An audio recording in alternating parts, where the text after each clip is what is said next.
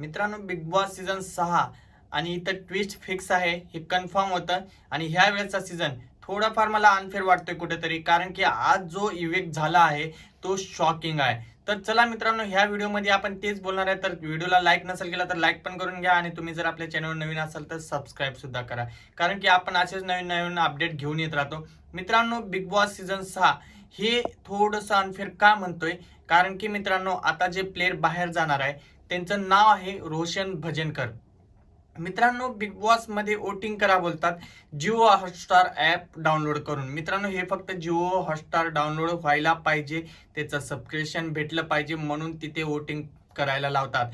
वोटिंगचा काहीच फायदा नाहीये, बिलकुलही वोटिंगचा फायदा नाही. वोटिंगवर हे लोक बाहेर किंवा आत ठेवत नाहीत. रोशन भजनकर यांना सगळ्यात जास्त वोट होते, भले ठीक आहे. आरबीला सगळ्यात जास्त होते, 2 नंबरला तर रोशन दादाला होते. तरीही रोशनदादा बाहेर आहे, म्हणजे याचा अर्थ असाच आहे की वोटिंगची काहीच किंमत नाहीये. जे आपण पब्लिक वोटिंग करतो त्याला ते लोक किंमत देत नाहीत.